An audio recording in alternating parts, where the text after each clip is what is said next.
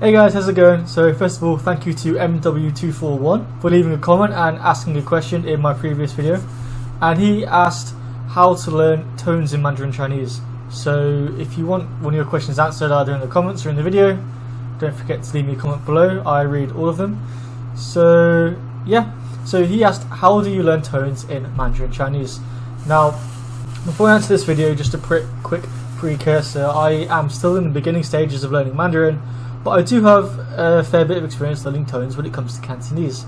So I'm going to go over what I've been doing to learn the tones of Mandarin so far, and what I think you should be focusing on when you first start, because I'm in the beginning stages right now, so that's what I'm going to talk about.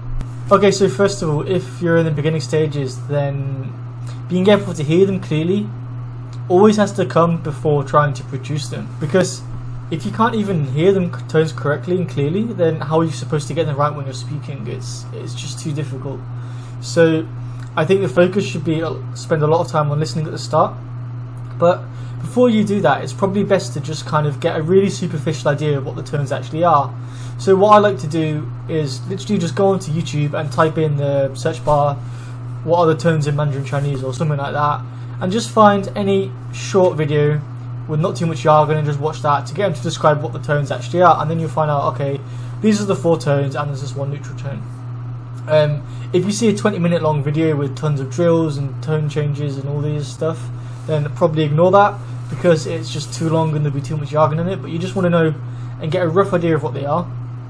Number 2 is I would look up briefly what the tone rules are. So there's, for example, there's 2 main changes in Mandarin Chinese when it comes to tones. The first one is when you have 2 third tones that go down and up, like in the word hello. It's not ni hao. The first tone changes to a rising tone, so it goes ni hao. And the other one that I think is probably important to know is how the character bu changes tone. So if it's put before a verb, then traditionally 90% of the time the tone is the falling tone, like 不知道我不知道啦. But occasionally, if the character before it is also a falling tone, like 是, then that changes to a rising tone. So it's not 是不是, it changes to 是不是, right? So these are the 2 first ones that I've seen anyway. So the second thing I'll do, we'll just do that and get a superficial idea of what the tone changes might be. And I say superficial because you can conceptually learn these things, but it won't truly become natural until you get a lot of exposure. So that brings me to my next step, which is step number 3, which it would be to listen. So you need to get as much exposure as you can, but you want to do things that help you notice what the tones are.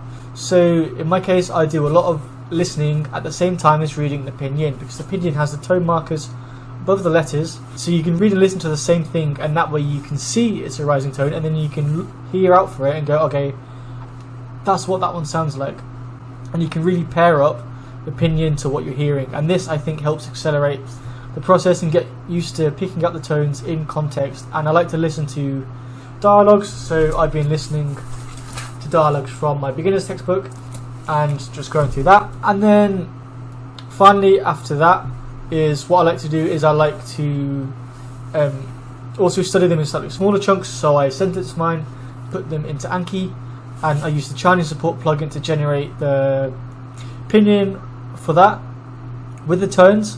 Now there is some mistakes in the Chinese support plugin, so I make sure to always have the audio and record the audio with it, and make sure you listen carefully just to make sure that it hasn't got the tone wrong. Because for example, some of the tone changes, like I think actually in the support plugin it says 是不是 instead of 是不是, right?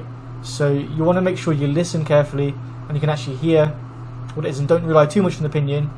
And then you can have isolated sentences and really focus on that short sentence that you have in your Anki. What is the tones there? So then that brings us to doing a lot of that for a long period of time, and also through general immersion you will get slowly used to them and start picking them up naturally. And then when you're ready to output, I suggest going over to italki.com and finding a teacher, because that way they can correct you. So if you get a teacher, get a lesson with her, and it's always good to practice in a safe environment first. You can tell them beforehand if you're working on the tones and that's your focus. Say, I'm focusing on the tones. If I get one wrong and make a mistake, please wait for me to finish what I'm saying first, so it doesn't interrupt the flow of the conversation. And then can you repeat back the right one? So if I said, for example, 你好，我是 Luke, and they were like, ah, 你好, and then they could repeat the correct version after that, so I could know what it is, but that way it doesn't interrupt the flow of conversation too much. And then at the end of the lesson, when they send their notes, ask them if there's any recurring tone problems that you're having, mistakes that you're making. Can they send it you in the notes, and then an example sentence of where that is used correctly, and then I would just simply make a sentence flashcard out of that and study it outside of the lesson. So you could generate audio for that using Awesome TTS, or preferably, if you can, get one of your friends to record the audio, or your teacher to record audio for you, so you have that for the back of the card. So yeah, in a nutshell, that's it. It does revolve around a lot of listening with the pinyin and really trying to pay attention and notice what the tones are in context. And it's important to capture it in context because of things like the tone changes, because if you don't capture it in context, then you can make mistakes when it does get put into context again. So that's super important.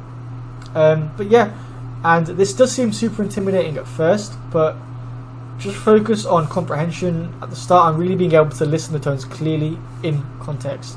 And the more you do it, the easier it'll get and the better you'll get. And over time, gradually, you will get better and better and better. So that's it for today. Thank you for watching this video. Again, if you have any comments or questions, please leave them in the comment below. If you found this useful, don't forget to give this a thumbs up and subscribe to my channel. And for more videos, I will see you in the next one. Peace.